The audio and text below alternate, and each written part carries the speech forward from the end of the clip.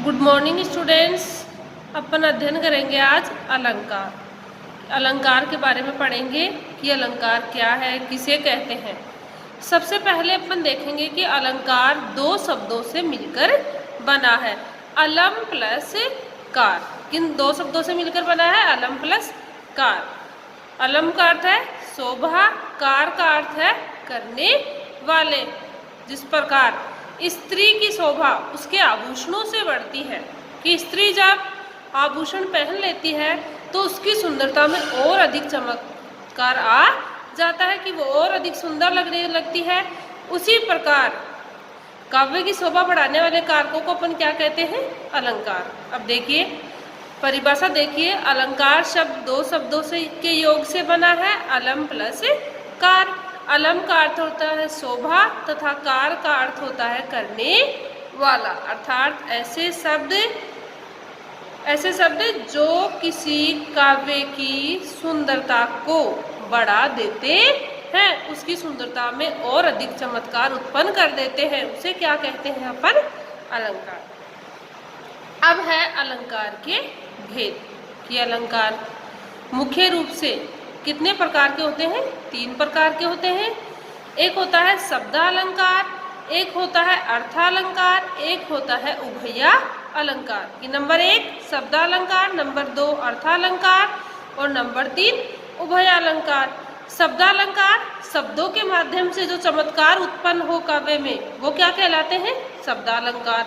अर्थालंकार कि काव्य में अर्थ के आधार पर जो चमत्कार उत्पन्न हो या उसकी शोभा बढ़े वो क्या कहलाते हैं? अर्थालंकार। उभयालंकार जिसमें शब्दा और अर्थालंकार दोनों प्रकार के होते हैं। अब देखिए शब्दालंकार में कौन कौन से आते हैं? अपने अनुप्रास है, यमक। और अर्थालंकार में उपमा, उत्प्रेक्षा, रूपक, अन्योक्ति, संदेह आदि। उभयालंकार में के अंदर श्लेष और वक्रोक्ति। अब सबसे पहले अपन देखेंगे छात्रों अनुप्रास अलंकार। इसके लक्षण क्या है? जहाँ एक या अनेक वर्ण, वर्ण जानते हो आप, हिंदी में सबसे छोटी इकाई क्या होती है? वर्ण होती है। जहाँ एक या अनेक वर्ण 2 से अधिक बार एक ही क्रम में रखे जाते हैं, अर्थात वर्णों की आवृत्ति होती है कि एक ही वर्ण की आवृत्ति 2 से अधिक बार हो रही है, बार बार आ रहे हैं, तो वहां पर कौन सा अलंकार होता है? अपना अनुप्रास अलंकार होता है। यह आवृत्ति केवल किसकी स्वीकार की जाती है? व्यंजनों की, स्वरों की नहीं बल्कि किसकी? व्यंजनों की। व्यंजन कौन से होते हैं? अपने क, घ, घड़ स्वीकार की जाती है। स्वर में भिन्नता हो सकती है, जरूरी नहीं है कि वहां स्वर भी समान आए, बल्कि स्वरों में भिन्नता हो सकती है, लेकिन व्यंजन क्या होते हैं? समान होते हैं। व्यंजनों की आवृत्ति बार बार हो सकती है। उदाहरण देखिए, जैसे भगवान भक्तों की भयंकर बुरी भीति भगाइए।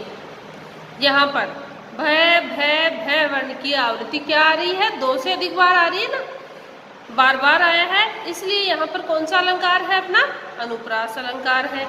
एक उदाहरण और देखिए, मुदित महीपति मंदिर आए, सेवक सचिव सुमंत सुहाए।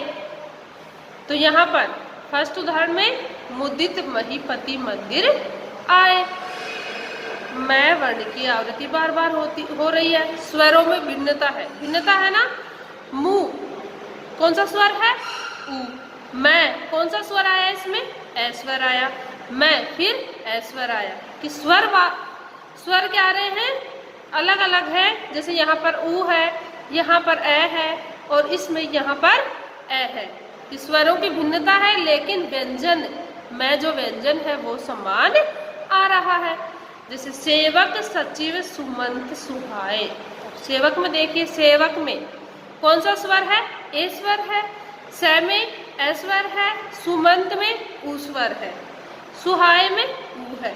स्वर भिन्न भिन्न आ रहे हैं, लेकिन व्यंजन समान है। तो यहाँ पर कौन सा अलंकार हुआ? अपना अनुप्रास अलंकार। यहाँ मैं व स वर्ण की आवृत्ति होने के कारण यहाँ पर कौन सा अलंकार है? अनुप्रास है। अब छात्रों देखिए अनुप्रास अलंकार के भेद, कि अनुप्रास अलंकार के भी कितने भेद होते हैं? 5 भेद होते हैं। सबसे पहला होता है छेकानुप्रास, सेकंड होता है वृत्यानुप्रास, थर्ड है श्रुत्यानुप्रास, अंत्यानुप्रास और लास्ट 5 है अपना लटानुप्रास। छात्रों आज का अध्ययन अपन यही समाप्त करते हैं। कल इन भेदों के बारे में अध्ययन करेंगे और जिस भी छात्र को कहीं भी अलंकार वाले टॉपिक में पहले जो पढ़ाए हैं उसमें आप मेरे कॉन्टेक्ट पर मेरे से बात कीजिए और संपर्क कीजिए कि जहाँ भी आपको कहीं भी किसी भी बच्चे को कोई प्रॉब्लम है तो आप उसके बारे में पूछिए। थैंक यू स्टूडेंट्स, आज की क्लास अपन यही समाप्त करते हैं।